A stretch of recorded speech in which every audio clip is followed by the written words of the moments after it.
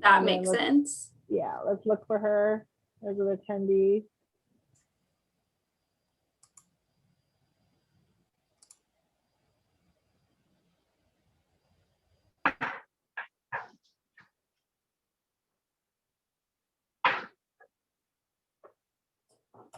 Doesn't show anybody coming in. Oh, here we go. Oh, there we go. Marnie. Okay.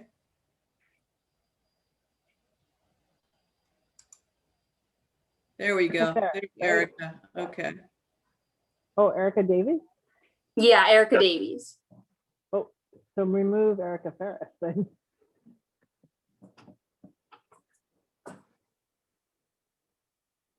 There's Erica. There we go.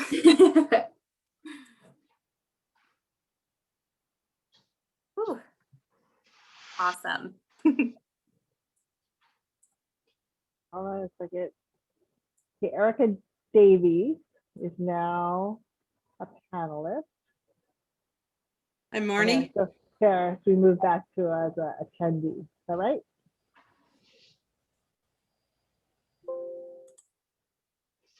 Awesome. Okay. Okay. I am going to see if I can share my screen.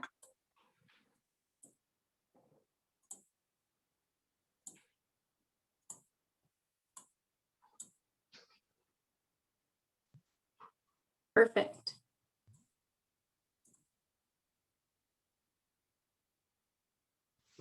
Okay, hopefully that's working and everybody can see it. Yeah, I can see it. Perfect. All right. So starting off, we just want to thank you for the opportunity to be here today to discuss the start of the district's audit. My name is Miranda Shales and I'm the audit lead. And with me today is Erica Davies and she is the audit supervisor. We value and appreciate your participation in this meeting and we would like to provide an opportunity for the district to introduce its attendees. So Dan, would you like to assist in introducing the representatives that are here for the district? Yeah, I would be happy to. I can't see them anymore. But we have Brooke Williford, who is our board chairman. We also have Marnie Jackson, a board member, Andrea Downs, a board member, Joe Moshe, the superintendent, and Christy McCarroll, the executive assistant to the superintendent, and myself. Perfect. All right, thank you. Yeah. And then before we get started, it's important to note that the presentation that we prepared for you today represents a summary of topics that we would like to bring to your attention. And to supplement the presentation, we provided a packet of information where you can find more of the details on the topics that we share today. And so while we do not plan to speak from the packet, we are prepared to reference where you can locate information that's being shared. So with that, we can start. The Office of the Washington State Auditor is tasked with being the auditor of all public funds. We are responsible for auditing all state and local governments. Our office has approximately 400 professionals located around the state and conducts about 2,600 audits each year. On this slide, you will see the various audits that we conduct, with accountability, financial, and federal audits representing the audits that we conduct the most and the audits that we will be conducting this year for the district. The first type that we're going to do is an accountability audit, and the purpose of the accountability audit is to determine whether the district has complied with state laws and contracts and agreements and your own policies and procedures. In addition, this audit will also look at whether in general your district has adequate procedures in place to ensure public funds are properly safeguarded. The scope for this audit is September 1st, 2017 through August 31st, 2020. For the audit, we utilized a risk-based audit approach in selecting areas for further review. As part of this process, we completed a number of planning steps that included conducting risk assessments with key members of the district, reviewing minutes of the governing body, conducting analytical procedures, reviewing prior audit results, and assessing areas of common risks for districts across the state. And based on these planning procedures performed, we identified the following areas for inclusion in the audit. So our first one is accounts payable, specifically journal disbursements, credit cards, travel expenditures, electronic funds transfers, and employee reimbursements. The electronic fund transfers was selected as an area that's identified as inclusion for most of the audits that we've been conducting last year and this year, we've recently seen an increase in requests to change payment information for vendors and employee direct deposit payroll information that's coming from illegitimate requesters. As such, governments are at increased risk that payments may be routed to the wrong bank accounts if there are not adequate control processes in place to ensure any requested changes to account information are validated. In fact, our office has identified and reviewed several reported frauds this year in this area. So we plan to look at the district's controls over monitoring requested changes to payment information to determine whether or not it has proper controls in place to limit risk in the area. Our next section is the use of restricted funds, specifically professional learning and local revenues. Next, we'll be doing compliance with supplemental contract terms, procurement, specifically purchases that are over the bidding threshold, payroll, specifically some leave cash outs, open public meetings, the documentation of minutes, executive sessions and special meetings, and then financial condition. And due to COVID-19, this is a required area that we've audited for all of our government entities. And at the conclusion of our audit, we'll publish a report showing the results of our review, including the areas examined. And while we have selected the areas shared with you today, please know we're also open to any suggestions for additional areas that the governing body or management would like us to consider. Are there any questions about any of the areas that we'll be looking at for the accountability audit? See some heads shaking, okay. All right, Erica, we'll go next. And then in the prior audit, we did issue a management letter over associated student body activities, which was specifically related to fundraisers. In conversation with the district, it has been resolved.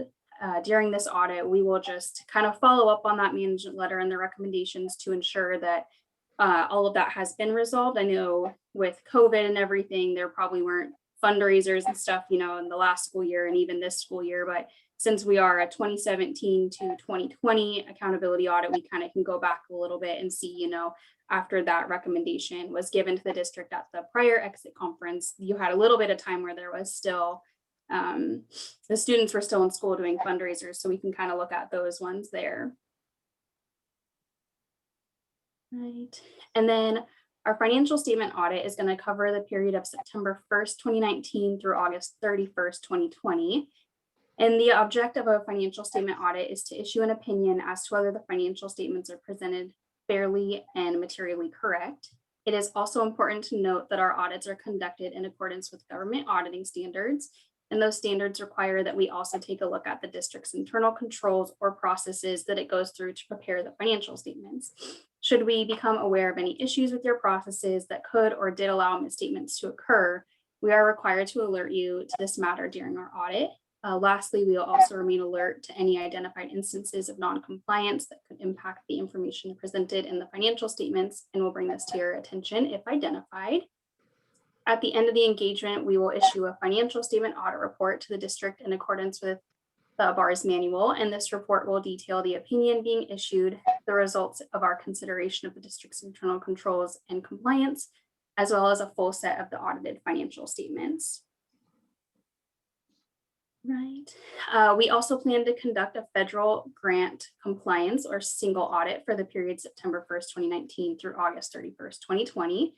And the objective of this audit is to ascertain whether the district materially complied with the requirements of receiving federal funding. Upon completion of this audit, we will issue an opinion on the district's compliance with federal grant requirements. An unmodified opinion is what you want to receive, and it provides assurance that the funds were expended in accordance with their intended purpose and all requirements have been largely followed. Please note that these results will be published in a combined report with our financial statement and our accountability audit. Additionally, it is important to note that our audits are conducted in accordance with uniform guidance, and those standards also require that we gain an understanding of the district's internal controls or processes that it goes through to ensure federal grant requirements are followed. Again, should we identify any weaknesses or concern with the process that could or did result in a significant non-compliance, we will bring those to our attention. And in conducting our federal grant compliance audits, we select enough federal grant programs for audit to satisfy coverage requirements that are set by federal guidelines. In assessing this requirement, we identified the following programs for inclusion in our audit: so the child nutrition cluster and the special education cluster. And these programs represent approximately 50% of the total federal expenditures for 2020. All right. Well, thank you, Miranda. That was a lot of good information about the district's upcoming audit. The rest of the topics that we have to share with you today are just kind of general topics or other important information we have. So if you have any questions or anything, feel free. We can stop and discuss those as we go along. So what you're seeing on your screen right now is a little infographic about staying connected. And this is just a reminder about the emphasis that we place on communication all throughout the audit process. So we kind of start out the audit process with our doing a pre-audit meeting and going through the engagement letter process. We stay connected through the rest of the audit by doing things such as holding risk assessment meetings with members of executive management as well as members of the board. Throughout the audit, we also meet weekly with our audit liaison, Dan, where we'll be going over the status of the audit. If we have any issues that we've identified so far, we'll also go over those. If there's any feedback about the audit process that the district would like to share at that point, that is also a good point to share those and talk about how we can make the audit kind of work better, smoother, more efficiently for the district. And then towards the end of the audit are a couple of communication steps that we do. Of course, the management representation letter is something that we provide to members of management, and they represent basic assertions about the audit. And then of course, the kind of very last thing is the exit conference. So we're at the entrance conference now. We'll hold a very similar type conference when we conclude our audit work. At the exit conference, we'll be able to share the results of the audit with you. Another reminder that we like to share while we have you all here today is just a reminder on our levels of reporting. As an office, we have 3 different levels of reporting, starting off with our highest level of reporting, which is what we call a finding. The findings are really reserved for items that represent really big issues, either in internal controls or big errors on your financial statements or a large amount of question costs in related to the grant. Those types of things are what we really reserve the level of the finding for. A few things to note about findings are they are included in full text in our audit report that gets published on our website. So the public will be able to see the information about our recommendation there. But also important to note is that if the district does receive a finding recommendation, they will have an opportunity to provide a response. And that response will also be included and printed in our audit report so that the public can see the district's response to that as well. We will also kind of go into a little bit more information about one of our new tools, Tracker, that also relates to findings, but we'll save that for a little bit later in the presentation. Next is our middle level of reporting, which is what we call management letters. And these items are less severe than findings and less significant in nature, but they are still items that we feel are important and really would benefit from bringing to the attention of executive management and those at the board. So instead of fully including the text of the recommendation like we do with findings in our audit reports, management letters are only referenced. So it'll have just a simple sentence in the audit report that says, you know, we communicated certain management, certain items to management over this topic. And so if the public wanted to view the management letter itself, they would need to go through the public records process to do that. And then lastly, our lowest level of reporting is what we call exit items. And exit items are really, really common as a part of the audit process. They are things that we reserve for example, best practices, kind of isolated incidents, just really, really minor housekeeping type items. So they're very common to get as the result of an audit And we only share those with members of management, usually our audit contact, because they can definitely at their level take care of those items and address them before they get to rise to any sort of significant level like a management letter or a finding. So that was just a brief overview of our levels of reporting. And then moving right along to the new tool that I was alluding to earlier, which is called Tracker. I'm not sure how much information you guys have about Tracker, but it is a tool. It's an online database that our office has created recently to use as a form of tracking finding and management letter recommendations for our entities. So previous to this, we used to have a process where, of course, this is also when we met in person and had paper copies of documents. We would provide you with paper copies of those recommendations. And the problem with the paper copies is, they can get lost. If you have staff turnover, they can just get stuck in a desk somewhere and the new person, doesn't know about that recommendation and can't take steps to address those by the time the audit comes around the next year. So we really wanted to modernize our process for this, create this electronic database, and there's a lot of different benefits that you can see on the screen here. But one of the important things to note is that there is both a client-facing portal and a public-facing portal. So with the client-facing portal of Tracker, that's where you guys will be able to access information about findings in management letters. You'll be able to see kind of the full text of the recommendations, and then you'll be able to update certain fields like whether or not the item has been resolved and addressed. And you can even add some brief annotations for what the steps the district has taken to resolve those items. And as auditors, we can see all of that information as well. But from the public-facing portal, this is limited to only findings. So just as the same as with our reports, we wanted to match that level of disclosure. The public will only be able to see information about an entity's finding recommendations. But they will be able to see information that the district provides in response to those findings. So they'll be able to see if the item has been kind of marked as, fully addressed, and the steps that the district has taken to address those.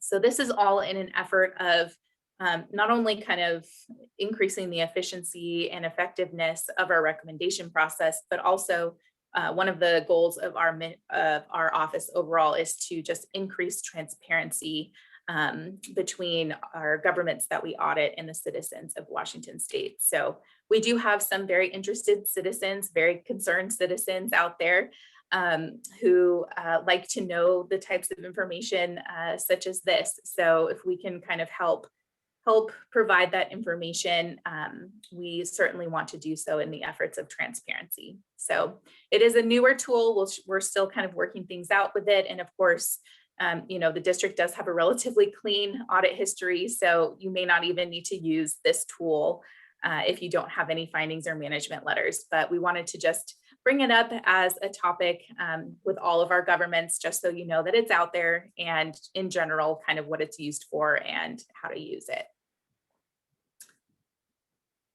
Okay, other important information here. First of all, I wanted to talk briefly about confidential information, and really wanted to start with that as to just address the, oh, sorry, did somebody have a question? I heard someone briefly say something. Oh, nope, okay. So confidential information, I really wanted to kind of just address the elephant in the room. If you haven't heard already, our office did recently we became aware that one of our third-party vendors that we contract with for data transfer services, secure file transfer services, they did experience a security breach. There's been information that our state auditor has communicated to the public and those people that are affected. And that is definitely a developing, very much an emerging issue, developing still daily. But in terms of the information and how that'll affect this audit is we do have a secure file transfer service that we do use, and we've been assured that that service is secure and doesn't pose any threats to security that we're aware of. So if you are comfortable using that software and that platform to exchange documents in this remote work environment, we can certainly use that. If you have additional concerns, we are more than happy to talk about those and brainstorm together some more creative ways to securely get that information from the district to us to be able to view it. So I just wanted to kind of put that out there. It's definitely on our radar. Very happy to have conversations with anybody who has concerns. But at this point, we don't expect it to have an effect directly on the South Whitby School District audit. So that's good news. As far as audit costs go. So Erica, but you are auditing our cybersecurity, which I think now is very funny. Yes, it's you know, the security breach is really not anything that we had control over. Yes, so it's definitely something in the modern day that is kind of a necessary business risk at some point to have to take on. And you know, we totally you know, understand that we provide cybersecurity audits to local governments, and that is definitely just part of our goal to provide as much increased awareness and help whenever we can. You know, unfortunately, this is it's very unfortunate, and we, you know, can assure you that we did everything on our end. As far as I really didn't want you to, I didn't mean to make you have to defend it. I just thought no. it was funny. I'm sorry. No, yes, no, it is a topic, definitely, to Well, now you have point first-hand out. experience, so you can help us. Yeah, it's just it's painful. It's Erica. definitely not something you want to ever have to go through, but yes, definitely. Very delicately navigated. Good job. Yeah. Oh goodness. So yes. All right. So in terms of audit costs, we've provided the district with an engagement letter. It's a pretty standard process that we go through for all of our entities, and you can see the quoted audit costs for the current audit in that letter. The audit dispute process, something that we just always want to touch on is we do have a formal audit dispute process. If we, for some reason, have disagreements that we're not able to come to agreement with on the team level, there is alternative options to explore that are listed on our website. However, we do have a very good relationship with the district, and Miranda and I have done the audit the last year as well. We have great communication lines, so we really don't kind of foresee this to be an issue as well, but just wanted to make sure that you're aware of all of the options. And then loss reporting is another reminder that we like to give at the entrance conferences. And just a quick reminder that there is a state law out there that requires all state and local governments to notify our office whenever you have either a known or suspected loss of public funds. There's a quick little form on our website that you just go and fill out, and then that information goes to our team in Olympia to get triaged by our fraud team, and that'll kind of determine the next steps, if any, that we take. And you know, if it's just something as simple as, you know, a smash and grab out of a public works person's truck, then you know, we're not necessarily going to do any follow-up or anything like that. But if you do happen to hopefully never have to experience this, but if, you know, a cashier or somebody like that is found to have been taking money, then of course that might be something that we would take more seriously and incorporate into one of our audits to investigate a little bit further. Any questions about any of this important information topics before I move on? Nope. Okay. Let's see. So next topic we wanted to cover is just, we often get the question about who audits the state auditor. So we're going around, we're auditing all these local governments and state governments. Who's auditing us to make sure that we're doing our jobs correctly? So we like to just include this information in here to let you know that we are part of a national peer review program, which means that every 3 years, auditors from other state auditors come in and select a group of audits and audit reports that we've published throughout the prior period and go through and make sure that we are meeting all of the required audit standards and objectives, as well as complying with our own policies that we have in place. Good news is that we received the pass level on our last peer review, which doesn't sound very exciting, but it is the highest level that you can receive as far as going through that external review process. So apparently as auditors, we can't think of a more exciting scale for that. And then we're winding down here on topics, but one of the last things we always like to talk about is ways that our office is working together to improve local governments. So we have a couple of different teams that are dedicated in our office to provide this support. One of them is the local government support team. They are the brains behind and the operations behind things such as the BARS manual, online filing. They also run the client portal as well as the help desk. So at any point during the year, if any member of your district has a question about, any range of topics, really, from financial reporting to, what is the best way to safeguard cash in this, XYZ scenario, you can submit a help desk question and one of our experts in Olympia will provide a written response for that question, which is really handy because then you can take that answer and save it and provide it to the auditors when we come on site and say, hey, I thought you might ask about this. I already went ahead and asked it. Here's the answer I got. And we will say, great, that is wonderful. We can take that guidance and, not have issues with it. So that's really awesome.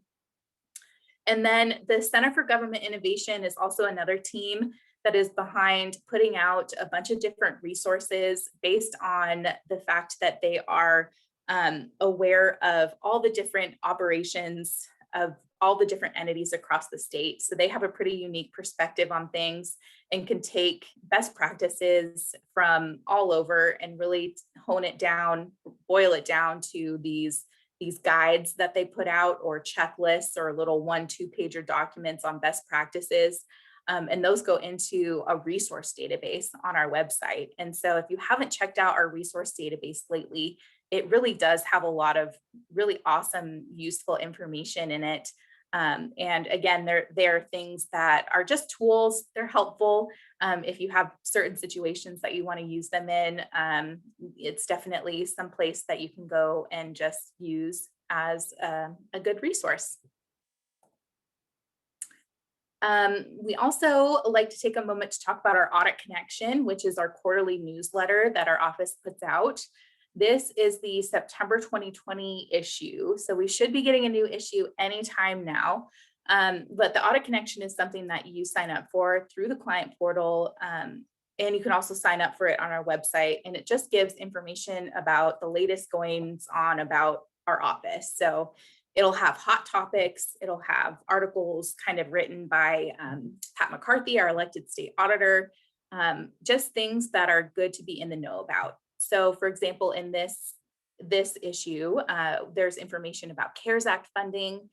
There's information about buying and bidding guide that our Center for Government Innovation recently put out, and then information about GASB delays and more. So obviously there's more in here than just would be applicable to school districts, but it's still just good to have all of that information available to you. And we did include a copy of this in your hard copy packet of information as well. And that is pretty much all of the topics that we had to share with you today. We definitely thank you for your time. We're more than happy to stay for any questions that you may have. We know this year is going to be a little bit unique with the fact that we're going to be conducting the audit remotely. So if there's any questions you have about that, or concerns, or anything about any of the other topics that we presented, we can certainly speak to those. But if there's no other questions, that is our entrance conference presentation for you. What's your time frame? Good question. Yeah, so we do, this year is a little bit larger of a year because it is our accountability year as well. The district doesn't have an annual accountability cycle. So when that cycle hits, it does extend the audit out a little bit. We also needed to do 2 federal programs this year for the single audit. And so with that, I think we're projecting to be done probably sometime mid-March, I think, Miranda, if that sounds kind of correct to you.